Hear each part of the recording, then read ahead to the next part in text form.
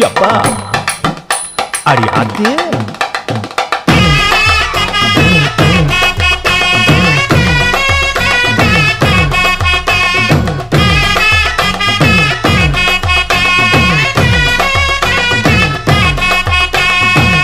ஓராஞ்சாரம் பார்த்து ஒதுங்கணும் பதமா பின்ன ஓட தண்ணிக்குள்ள முங்கி குளிக்கணும் சுகமா மெல்ல லாவகமாவோ முதுக தேய்க்கணும் எதமா